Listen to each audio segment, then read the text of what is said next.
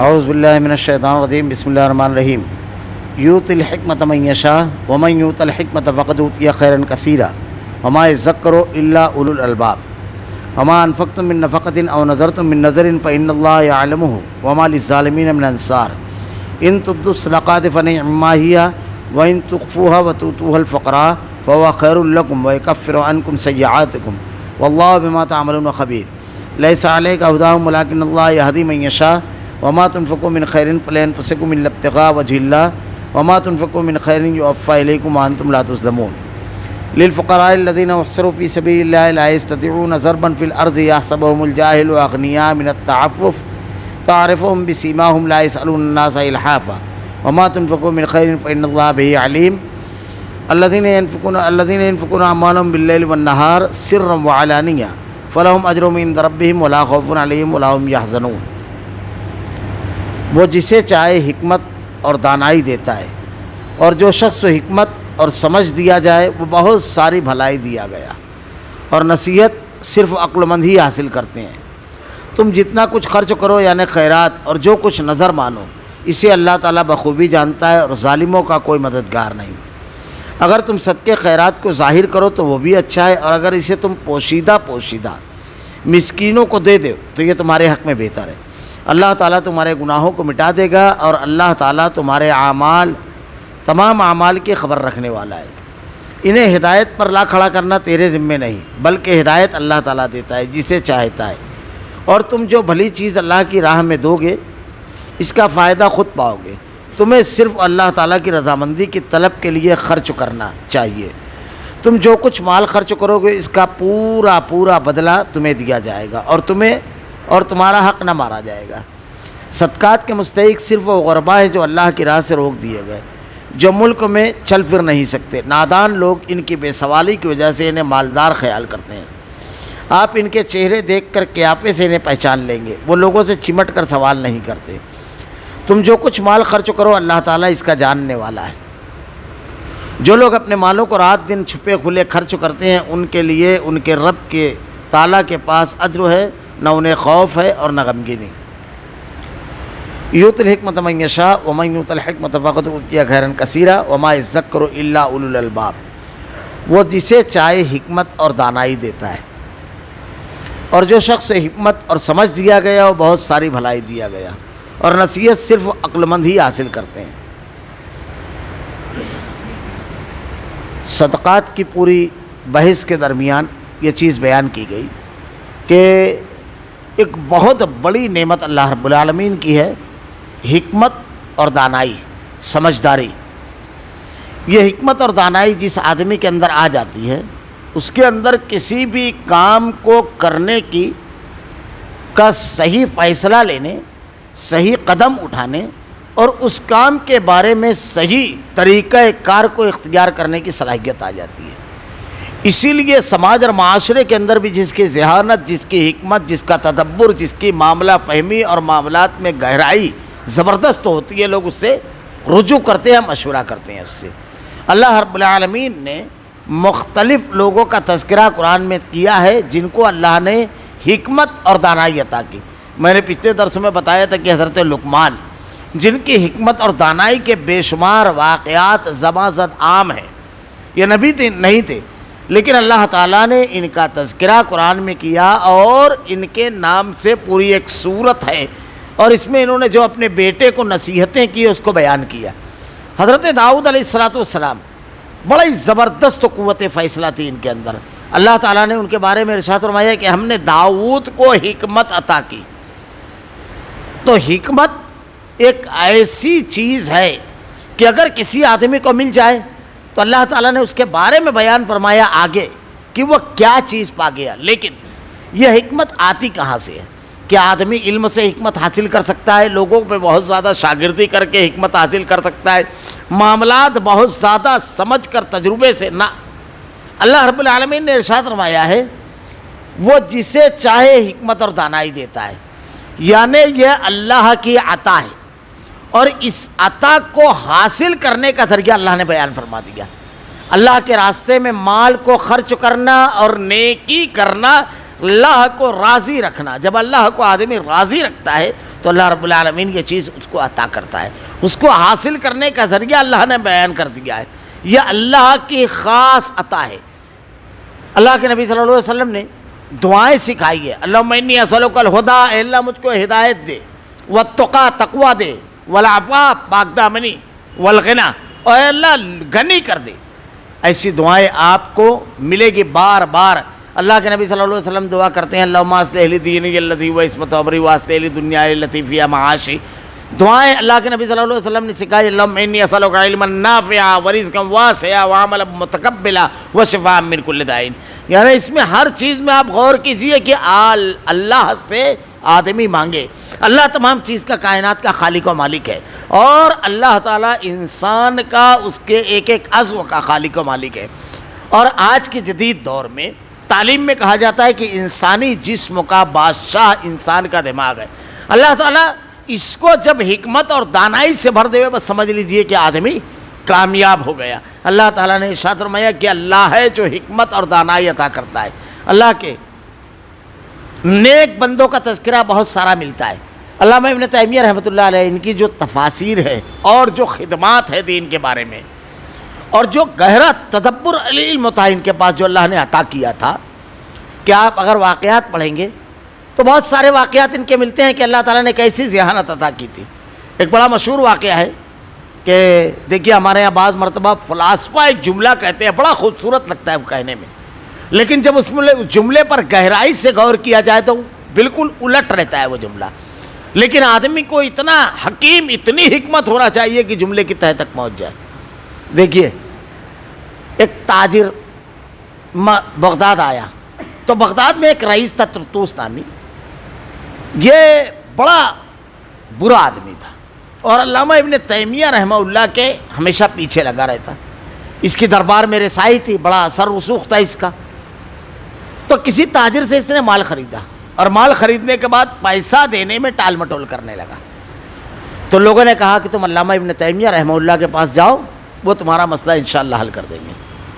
جب علامہ ابن تیمیہ رحمہ اللہ کے پاس وہ گیا تو علامہ ابن تیمیہ اس کو لے کر کے اس رئیس کے گھر پر پہنچے.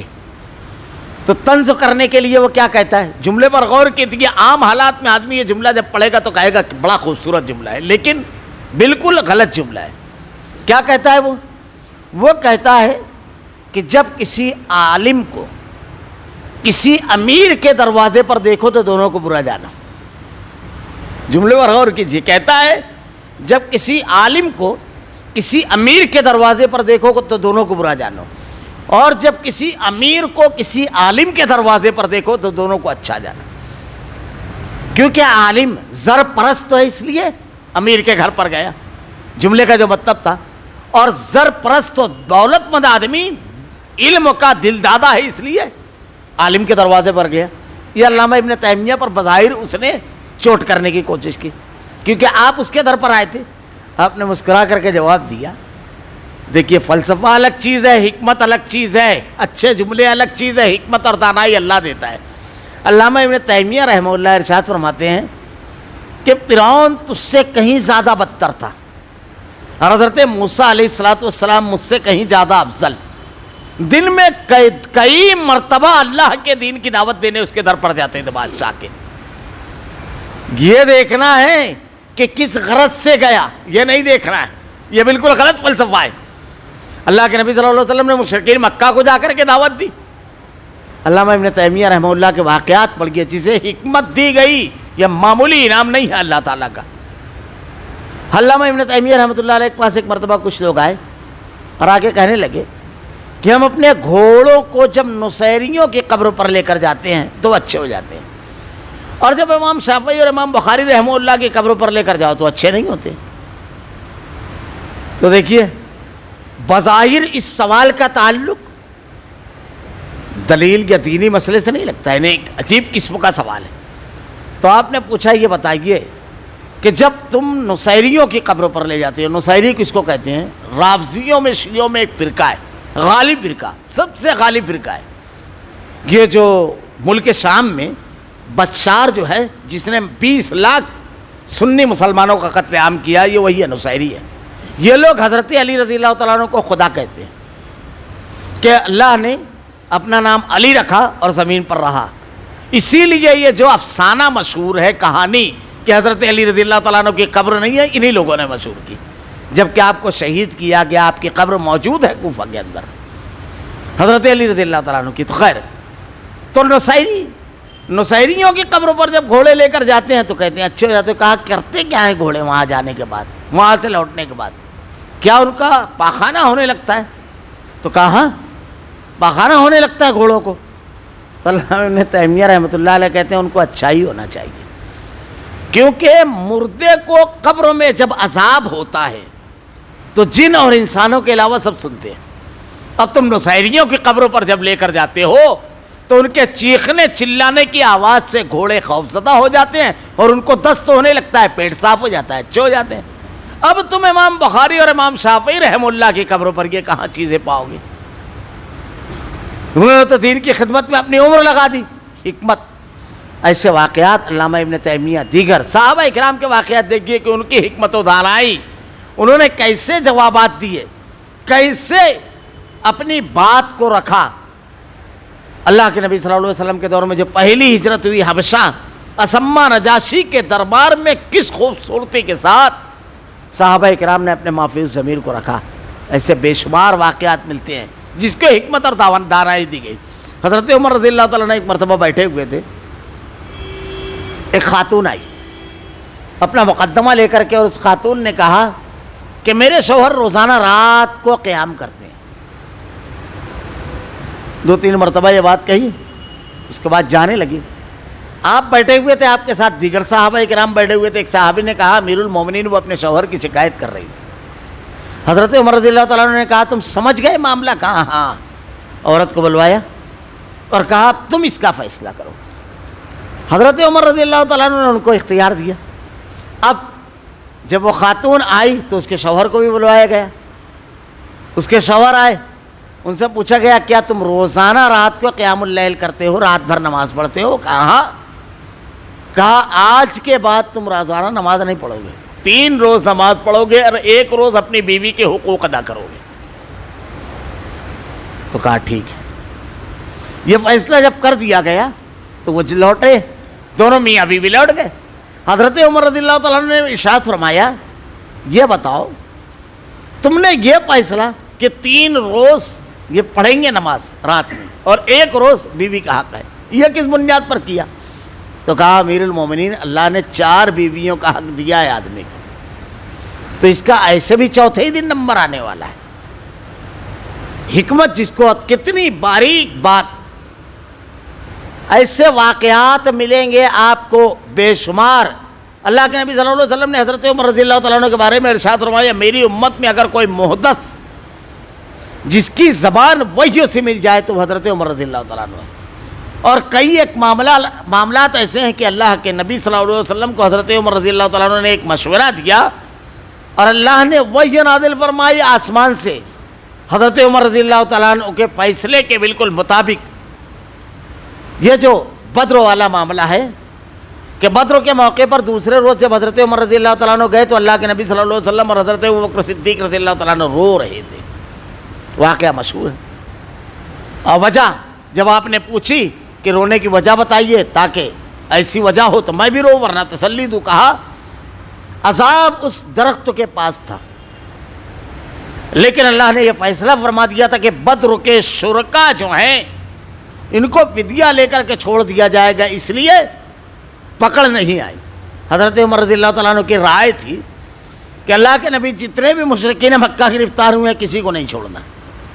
یہ اسلام کو اور آپ کو ختم کرنے آئے تھے, یہ دشمنان اسلام ہے. اور معاملہ اس طرح کیجئے کہ میرا رشتہ دار مجھ کو دیجئے, ابو بکر کا رشتہ دار ان کو دیجئے اور علی کا رشتہ دار ان کو.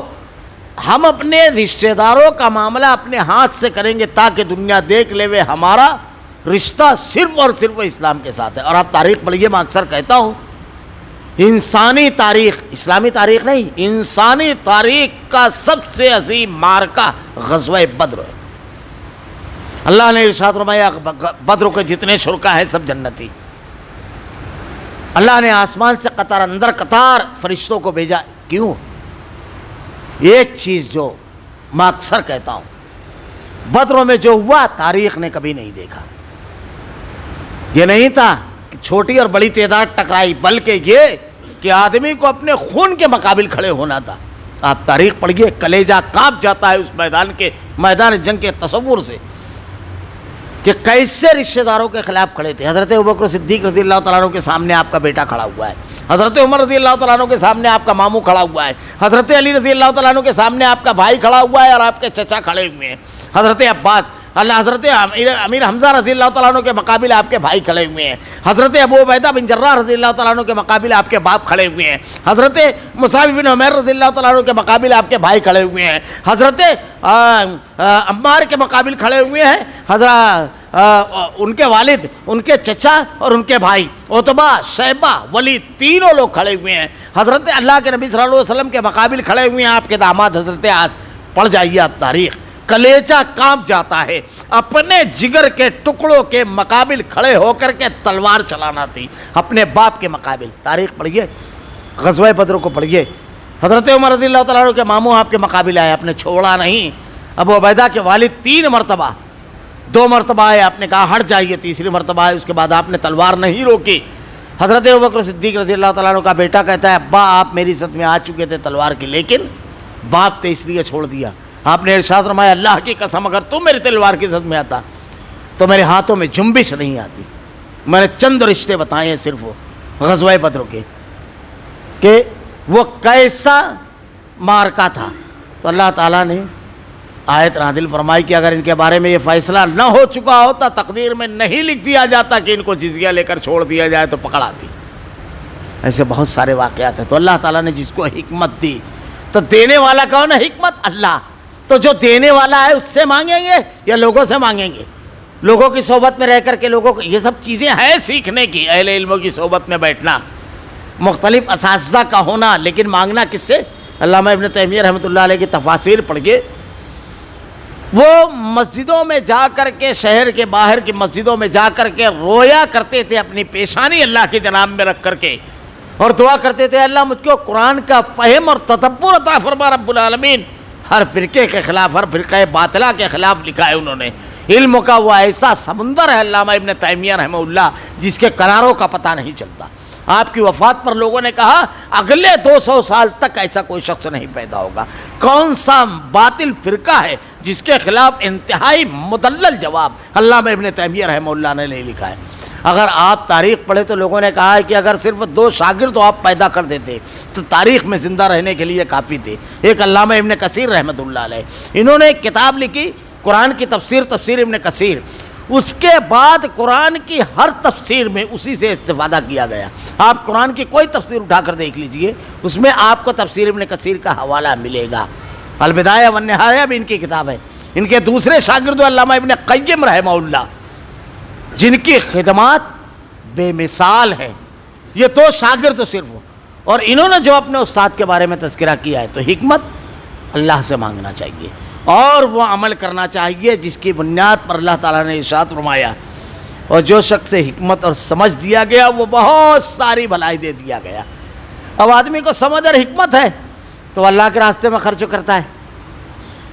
مال کے معاملے میں اب دیکھیے ایک آدمی کے پاس حکمت اور سمجھ رہی ہیں، مشاعرے والے آئے، آپ کو چیف گیسٹ رکھا جائے گا، ٹھیک ہے 50,000 میرا. آئے کوئی جلسے والے، آپ کی صدارت رہے گی، ٹھیک ہے جلسے کے اخراجات میرے. اور کسی معاملے میں چلے آ گئے کہ فلاں جگہ کا ڈونیشن ہے، ٹھیک ہے میرا. فلاں کلب کا معاملہ ہے، چلو ٹھیک ہے. فلاں جگہ کھیل کود ہو رہا ہے، ٹھیک ہے میری طرف سے یہ انعامات رکھ دو. خرچ آدمی بہت سارے مقامات پر کرتا ہے. سماج اور معاشرے میں دیکھیے آپ بہت سارے مقامات پر. چلو یہ آیا 25 جنوری 26 جنوری آئی، وہ بھی مبارکباد دینے کے لیے اخبار میں اشتہار دے رہا ہے جس کو بازو والی گلی کے لوگ نہیں پہچانتے، اور پورے گاؤں کا لیڈر بنا ہوا ہے. پورے شہر میں آپ دیکھیے بورڈوں کا جل. تہوار کا موقع آیا، یہ جو اخراجات ہو رہے ہیں یہ کس لیے؟ آدمی دیکھ کر کے مسکراتا ہے، تبصرے کرتا ہے، منفی مثبت سب کچھ. کہاں گیا مال؟ حکیم آدمی مال کو اس جگہ لگاتا ہے جس کا کوئی فائدہ نہیں ہے. اب اگر یہی مال کسی غریب مستحق کو چپکے سے دے دو، اس کے آنسو پوچھ لو، اس کے دل سے اگر دعا نکلی ہاتھ سے راستہ بدل دیں گے. کامیابی آپ کے گھر کا پتہ پوچھے گی تو حکیم آدمی کیا کرے گا؟ مال خرچ کرنا ہے، آپ کی ذات پر خرچ کرنا ہے۔ اللہ تعالیٰ نے ارشاد فرمایا ہے مال تمہارا ضائع نہیں ہوگا۔ اللہ کے نبی نے کہا آدمی کہتا ہے میرا مال، حالانکہ وہ چھوڑ کر گیا تو اس کے بچے بانٹتے ہیں، سب آپس میں تقسیم کر دیتے ہیں۔ زیادہ دیندار رہے تو دوسرے دن مولوی سے پوچھتے ہیں کیا مسئلہ ہے بتائیے، وراثت میں۔ اور تھوڑا سا اگر دنیا دار رہا تو جس کے ہاتھ میں کاروبار رہتا ہے وہ مارکیٹ کا قرضہ بتا دیتا ہے باپ کے مرتے ہی ساتھ، اور اس کے کچھ دن کے بعد اس کا کاروبار پھر بیٹھ جاتا ہے۔ یہ سب چلتا رہتا ہے۔ تو مرنے کے بعد آدمی کہتا ہے میرا مال، یہ شاندار گھر بنایا، قبر میں اس کا اندھیرا کیسا ہے اللہ جانتا ہے۔ اللہ ہر کسی کو نور عطا کرے، کشادگی عطا کرے ہر مومن کو قبروں میں، لیکن اپنی ذات کے لیے اس نے کتنا سوچا۔ ڈونیشن دینا چاہیے، بہت اچھی بات ہے، تعلیم دلانا چاہیے بچوں کو، لیکن ڈونیشن کو صحیح نہیں کہہ رہا ہوں میں، تعلیم دلانا چاہیے، لیکن راستے کی ہر رکاوٹ کو کالج دور ہے، سواری، آپ سہولیات دے رہے ہو، آپ کی اولاد ہے، آپ کی تربیت آپ کی ذمہ داری ہے، اس سے انکار نہیں ہے، لیکن یہ سوچنا ہے کہ آپ نے قیامت کے روز ایک آدمی جب چلے گا ایمان کے نور میں چلے گا، ورنہ گنہگار رہے گا تو جتنا گناہ رہے گا اتنا پسینے کی لگام رہے گی اس کی۔ تو ہم نے اپنی آخرت کے بارے میں کتنا سوچا۔ حکیم آدمی جو ہوتا ہے، ذہین آدمی جو ہوتا ہے، وہ سارے پہلوؤں پر نظر رکھتا ہے، ایک پہلو پر نظر نہیں رہتی ہے۔ کہتے ہیں نا کامیاب تاجر کس کو کہتے ہیں؟ مارکیٹ صرف وہ نہیں دیکھتا ہے کہ میری دکان بیچ مارکیٹ میں، صرف یہ نہیں دیکھے گا، بہت ساری چیزیں دیکھے گا۔ وہ سیزن آ رہا ہے سردی کا، اب سرد کپڑے بکیں گے، لیکن جس مال کی ڈیمانڈ ہے بالکل نئی کوالٹی اٹھا کر لائے گا، وہ اولڈ لے کر آیا جس کو کوئی چھو ہی نہیں رہا ہے، سینکڑوں پیس اس کے یہاں بھرا ہوا ہے، تو کوئی لوگ کہیں گے بے وقوف آدمی ہے۔ تو تمام پہلوؤں پر نظر رکھتا ہے حکیم آدمی جو ہوتا ہے۔ حکمت اللہ تعالیٰ جس کے دے دے، ایک آدمی کے اندر صرف دنیا ہے، مرنے کے بعد اس کی آنکھ بند ہوئی، اب کوئی اس کے ساتھ آنے والا نہیں ہے۔ قرآن میں اللہ تعالیٰ نے ارشاد فرمایا ہے ایک نیکی بیٹا نہیں دے گا، ایک نیکی بیوی نہیں دے گی، ایک نیکی کوئی نہیں دے گا، کوئی نہیں ہے من ذا الذی یشفع عنده الا باذنہ، کوئی سفارش ہی نہیں ہوگا۔ اللہ کے نبی نے اپنے پورے خاندان کو جمع کر کے کہا جو کچھ مانگنا ہے اس دنیا میں مانگ لو۔ اپنی بیٹی فاطمہ سے کہتے ہیں، صحیح بخاری مسلم کی روایت ہے، وَيَا فاطمہ انقذی نفسک شلینی ما شئت من مالی فإنی لا أغنی عنک من اللہ شیئا، اے میری بیٹی فاطمہ جو کچھ میرے مال میں سے مانگنا ہے مانگ لے، میں تجھے عطا کروں گا۔ تو اللہ تعالیٰ ارشاد فرما رہا ہے جسے حکمت دیا گیا وہ بہت ساری بھلائی دیا گیا، اور نصیحت صرف عقل مند حاصل کرتے ہیں۔ اب اوپر سے پورا مضمون ملا لیجئے، آپ کتنے عقل مند ہیں۔ یہ جو باتیں بیان کی گئی ہے اللہ رب العالمین بیان کر رہا ہے اللہ کیسا عطا کرنے والا ہے۔ سلیمان کو حکومت دی تو پرندوں کی بولیاں سمجھ میں آئی، ہوائیں ان کے تابع ہو گئی، جن ان کے محکوم ہو گئے۔ کیسی سلطنت دی اللہ نے، اللہ کیسا عطا کرنے والا ہے۔ اللہ نے بڑھاپے میں ابراہیم کو علیہ الصلوۃ والسلام اور زکریا کو اولاد دی۔ اللہ نے بنا باپ کے حضرت عیسیٰ کو پیدا کیا۔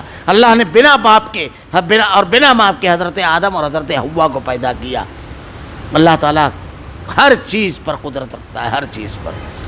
تو اللہ نے ارشاد فرمایا وَمَا أَنفَقْتُم مِّن نَّفَقَةٍ أَوْ نَذَرْتُم مِّن نَّذْرٍ فَإِنَّ اللَّهَ يَعْلَمُهُ وَمَا لِلظَّالِمِينَ مِنْ أَنصَارٍ۔ تم جتنا کچھ خرچ کرو، جو بھی آدمی خرچ کرتا ہے، یعنی خیرات اور جو کچھ نظر مانو، یعنی اللہ کے راستے میں جو کچھ دیا آدمی اور جو نظر مانا۔ یہاں ایک چیز یہ سمجھ لیجئے، یہ تیسرا پارہ سورہ بقرہ کی آیت نمبر 70 ہے، 270 ہے۔ یہ اس لیے بتا رہا ہوں، نمبر سورہ بقرہ کی 270 نمبر کی آیت ہے تیسرے پارے کی۔ کیا اللہ نے ارشاد فرمایا وَمَا أَنفَقْتُم مِّن نَّفَقَةٍ أَوْ نَذَرْتُم مِّن نَّذْرٍ فَإِنَّ اللَّهَ يَعْلَمُهُ وَمَا لِلظَّالِمِينَ مِنْ أَنصَارٍ۔ جو کچھ تم اللہ کے راستے میں خیرات دیتے ہو اور جو نظر مانتے ہو، یہ نظر کیا ہے یہ سمجھ لینا چاہیے۔ نظر یہ بھی عبادت ہے، جیسے نماز، روزہ، حج، زکوٰۃ، یہ تمام چیزیں عبادت ہے، نظر بھی عبادت ہے۔ اللہ نے دوسری جگہ ارشاد فرمایا یوفون بالنذر ویخافون یوما کان شرہ مستطیرا، اور اللہ کے علاوہ کسی غیر اللہ کی عبادت کرنا شرک ہے، شرک ہے اللہ کے علاوہ کسی اور کی اللہ تعالیٰ نے کہا قل ان صلاتی و نسکی و محیای و مماتی للہ رب العالمین، میری نماز، میری قربانی، میرا جینا، میرا مرنا سب اللہ رب العالمین کے لیے. حتیٰ کہ جو عبادت اللہ کی جاتی ہے ان عبادتوں میں جو ارکان ہیں وہ ارکان بھی کسی اور کے لیے نہیں. جیسے اللہ کے اوپر، اللہ کے لیے جانور ذبح کرنا بقرعید پر حکم دیا گیا ہے، ایسے بھی بسم اللہ اللہ اکبر پڑھ کر کے جاننا اور کاٹنا. اب آدمی کسی غیر اللہ کے اوپر جانور چڑھاتا ہے، چھٹا پارا پڑ جائے گی، وضاحت کے ساتھ بیان فرمایا ہے. یہ شرک ہے کسی اور پر. مشہور حدیث ہے، اللہ کے نبی نے ارشاد فرمایا بنی اسرائیل کے دو لوگ سفر کر کے جا رہے تھے، ایک گاؤں میں پہنچے، گاؤں کے لوگوں نے کہا کچھ نہ کچھ یہاں چڑھاؤ. انہوں نے کہا، ایک نے کہا، پہلے انہوں نے کہا کہ کچھ نہیں ہے، کہا چڑھاؤ چاہے ایک مکھی. تو ایک نے کہا میں مسلمان ہوں، میں کہ اللہ کے علاوہ کسی اور کے اوپر نہیں چڑھاتا. دوسرے نے کہا مکھی چڑھانے سے کیا ہوتا ہے؟ اللہ کے نبی نے ارشاد فرمایا کہ اس کو قتل کر دیا گیا جو مکھی چڑھانے سے انکار کیا، اللہ نے اسے جنت میں داخل کر دیا. اس کا مطلب وہ مسلمان تھا.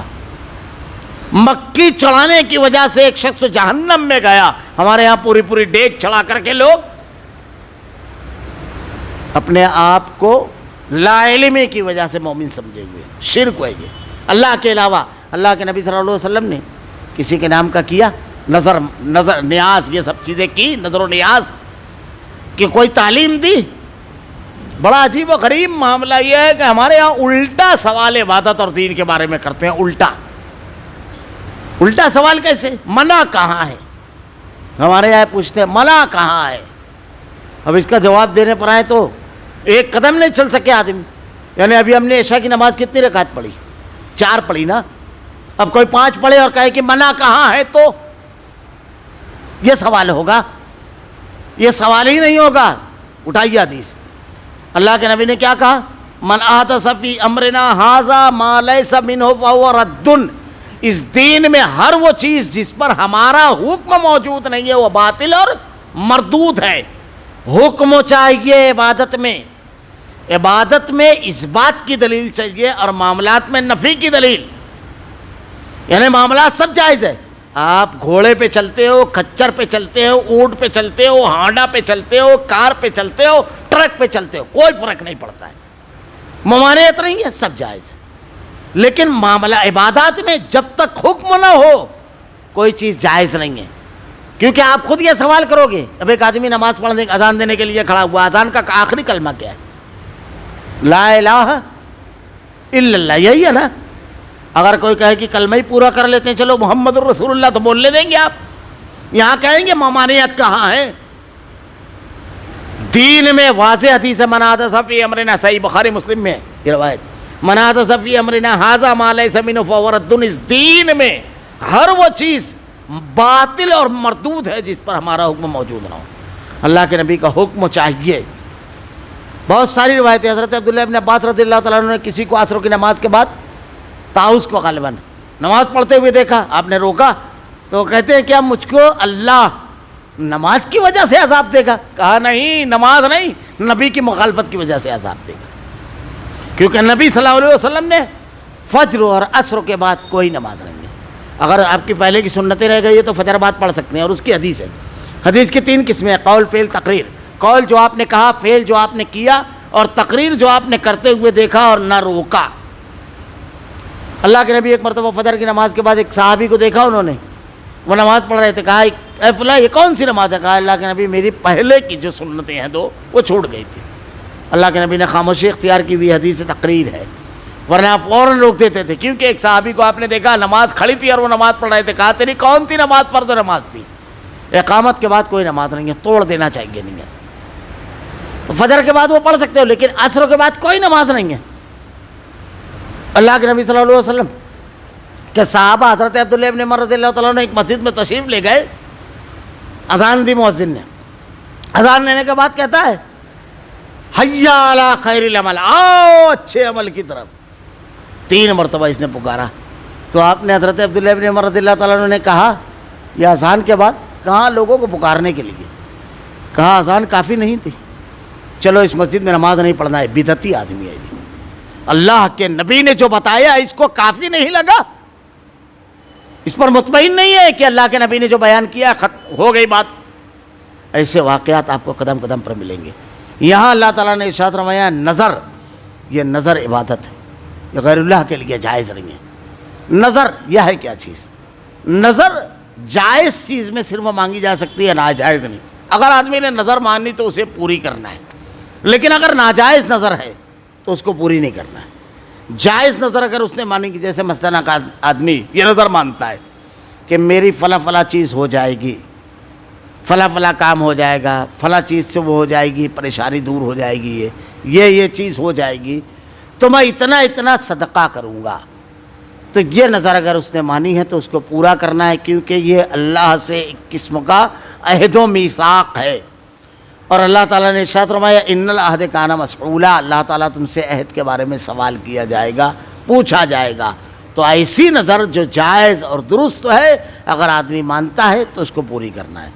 اور نظر صرف اللہ کے لیے یا غیر اللہ کے لیے شرک ہے، حرام ہے غیر اللہ کے لیے نظر ماننا. اس سے اللہ تعالیٰ بخوبی جانتا ہے اور ظالموں کا کوئی مددگار نہیں. یعنی اگر نافرمانی کرتے ہیں تو پھر کوئی مددگار نہیں ہے.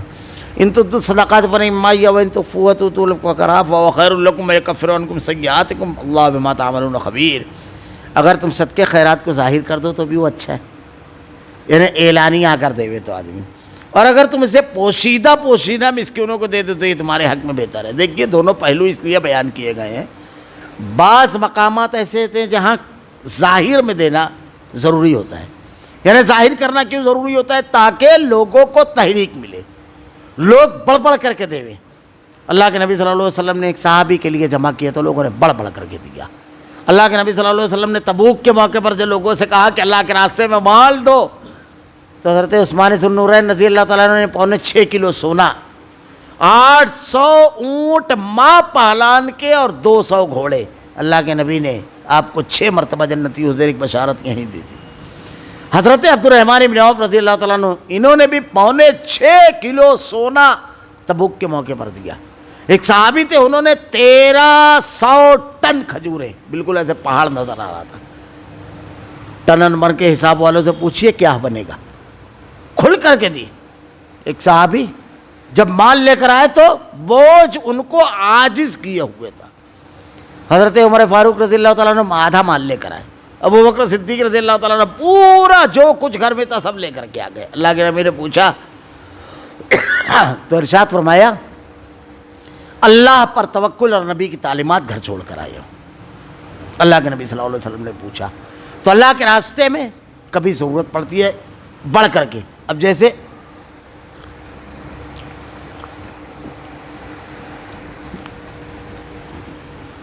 کسی خیر کے کام کے لیے ایک ہاسپٹل بنانا ہے، کوئی مدرسہ بنانا ہے، مسجد بنانا ہے، اب اس کے لیے جمع ہوئی ہے مجلس کہ چلو بھائی اللہ کے راستے میں دو.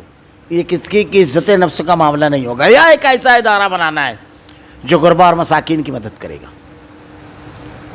اور ضرورت مندوں کا علاج کرائے گا. اس قسم کا کوئی بھی پروگرام بنتا ہے، اب اس میں دینا ہے تو ایک آدمی تھوڑا سا یعنی اظہار کر کے دیتا ہے تو دوسروں کو اس سے اگر تحریک ملتی ہے تو وہاں کھل کر دیا جائے تاکہ دوسرے بھی پھر میدان میں آگے بڑھ کر کے دیں. لیکن اگر انفرادی حیثیت سے ہے تو افضل یہ ہے کہ اس غریب مسکین کی عزت نفس کو مجروح نہ ہونے دیا جائے. جتنا چھپا کر کے دیں اتنا زیادہ قیمتی ہوتا ہے. جیسا موقع ہو ایک آدمی کو سب کے سامنے دیا جائے. اب اس کے الگ الگ طریقے ہوتے ہیں.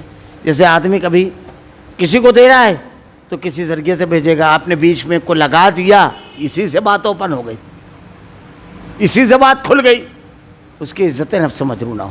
آپ اپنی جنت کے لیے، آخرت کے لیے، اللہ رب العالمین کی خوشنودی کے لیے، اپنے مال کی خیر و برکت کے لیے صدقہ کر رہے ہیں. ساری غرض آپ کی ہے، اللہ کے حکم کی فرمانبرداری آپ کر رہے ہیں.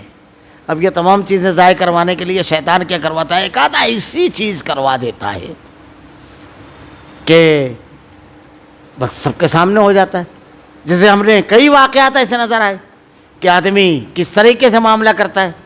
کیا ہوا؟ لوگوں کے درمیان آ کر کہتا ہے ارے وہ تمہارے بارے میں بولے ہیں کہ یار وہ چلو فلاں فلاں چیز لے لو، فلاں بولے. ہو گیا معاملہ، اس کی عزت نفس کیسے مجروح ہوئی؟ یہ معمولی چیزیں نہیں ہیں۔ تو اللہ نے ارشاد فرمایا کہ اگر تم صدقے خیرات کو ظاہر کرو تو وہ بھی اچھا ہے۔ اچھا کب ہے یہ آپ کو سمجھنا ہے، آگے حکمت و دانائی کی بات پیچھے ہو چکی ہے، سمجھ لیجئے، آپ فیصلہ کیجئے۔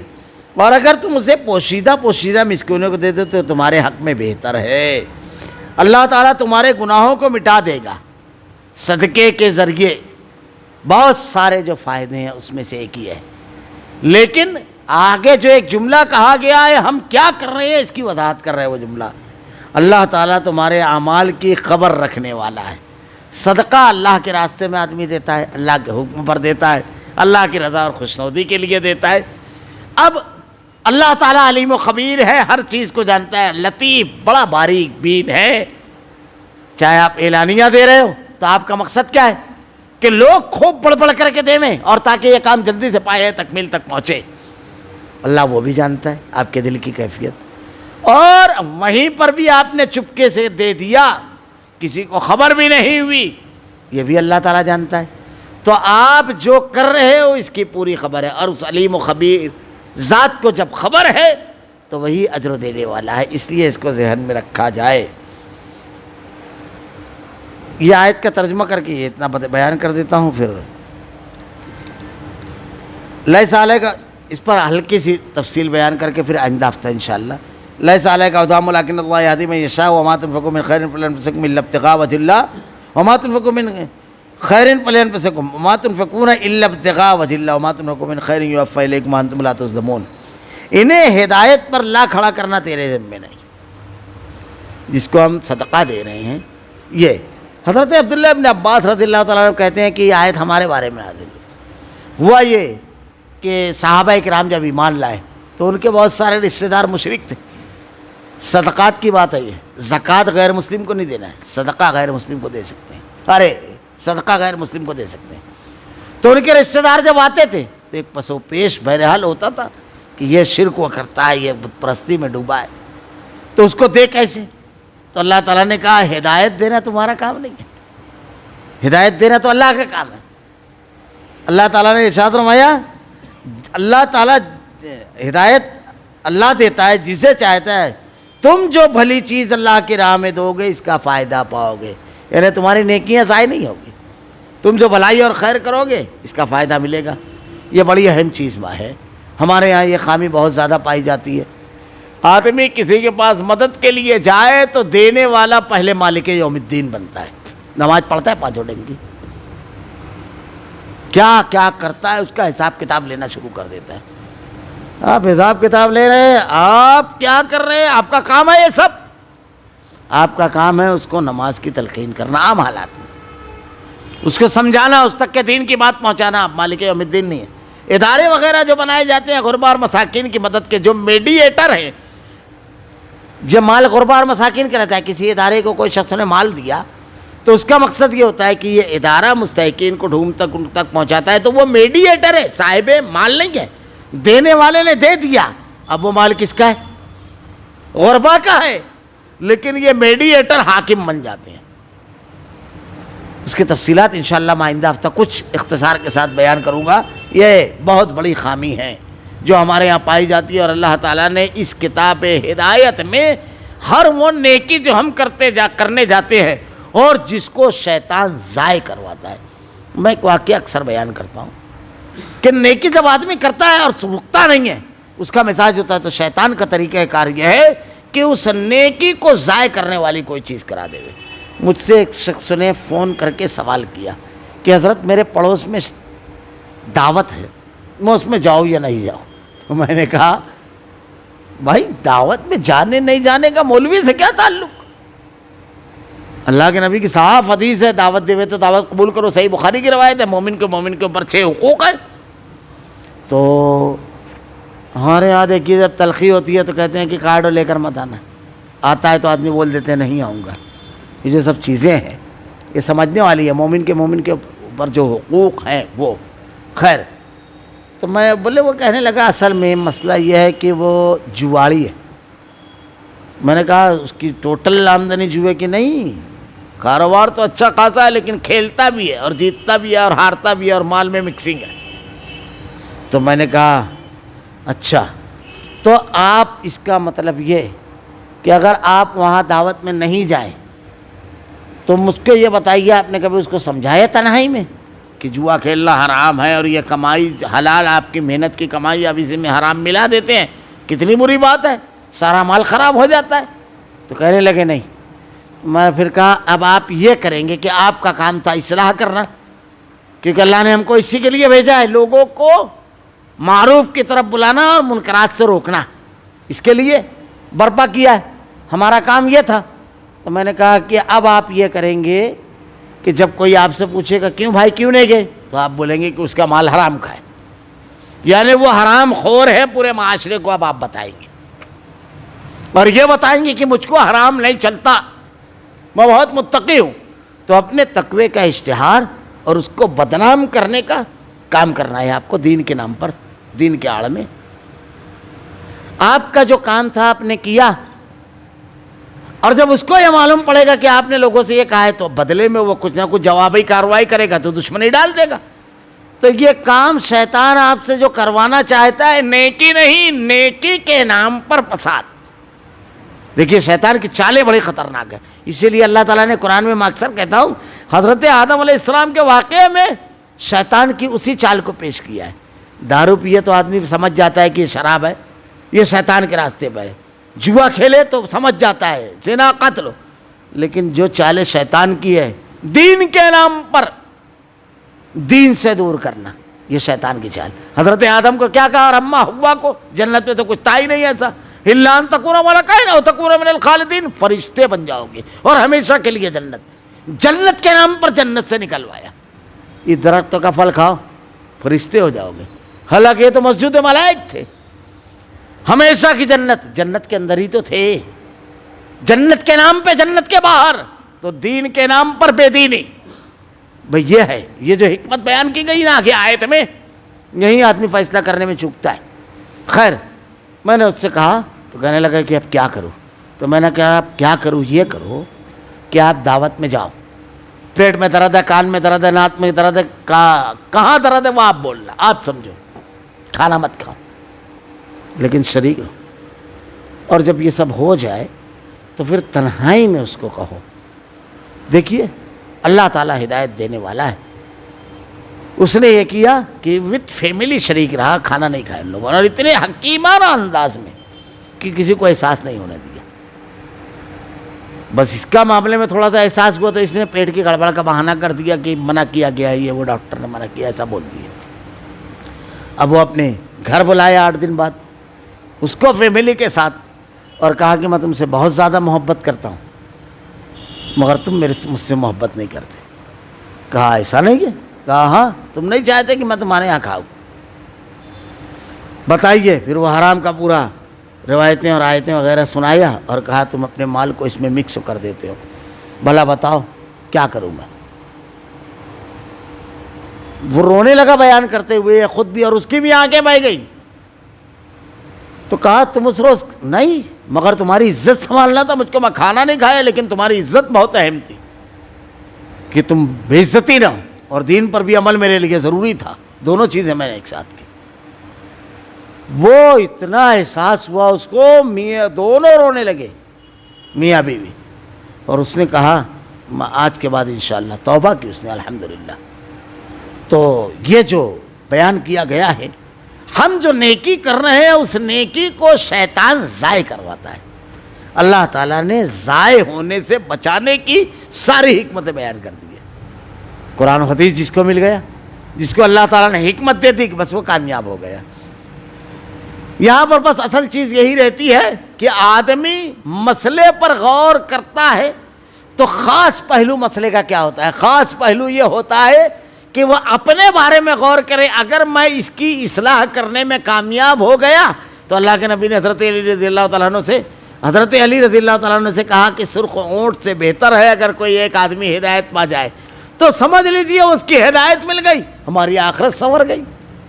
تو آدمی اپنے بارے میں نہیں سوچتا ہے کہ میرے لیے فائدہ کیا ہے، حکیم کہا ہوا پھر وہ اگر اپنے بارے میں سوچا کہ میری حکمت عملی اور میری دانائی اور دانشمندانہ قدم سے بجائے بدنام ہونے کے، بجائے اپنی تشہیر کے اس کی اصلاح ہو جائے گی تو سمجھ لیجیے اللہ نے کہا اوپر کیا کہا، حکمت بتائی، تمہیں صرف اللہ تعالیٰ کی رضامندی کی طلب کے لیے خرچ کرنا ہے، چاہے تم جو کچھ مال خرچ کرو گے اس کا پورا پورا بدلہ تمہیں دیا جائے گا اور تمہارا حق نہ مارا جائے گا۔ اللہ رب العالمین نے وضاحت کے ساتھ بیان فرما دیا۔ اللہ سے دعا ہے کہ اللہ تیری رضا اور خوشنودی کے حصول کا جو طریقہ تو نے بیان کیا ہے اپنی کتاب میں، اللہ اس طریقے کو اپنانے کی توفیق دے۔ اے اللہ ہم تجھ سے سوال کرتے ہیں، اللہ ہمیں حکمت اور دانائی عطا فرما۔ اے اللہ تو نے اپنی سچی کتاب میں بیان فرمایا ہے کہ تو ہی حکمت و دانائی کو عطا کرنے والا ہے، اللہ ہمیں حکمت عطا کروا، ہمیں دانائی عطا فرما، اور اللہ ان چیزوں کے حصول کی جو ذرائع تو نے بیان کیے ہیں رب العالمین ان ذرائع پر عمل کرنے کی ہمیں توفیق دے۔ الہ العالمین ہماری نیکیوں کی حفاظت فرما، شیطان کی بہکاوے سے ہماری حفاظت کرنا فرما، ہدایت دینے والا اور شیطان کے بہکاوے سے محفوظ رکھنے والا رب العالمین اکیلا تو ہے۔ الہ العالمین تیرے کلام کی آیتیں اور تیرے نبی کی احادیث کو ہمارا کردار و عمل بنا دے، ہمارا خاتمہ ایمان پر فرما۔ ربنا لا تزغ قلوبنا بعد إذ هديتنا وهب لنا من لدنك رحمة إنك أنت الوهاب۔ سبحانك اللهم وبحمدك أشهد أن لا إله إلا أنت أستغفرك وأتوب إليك۔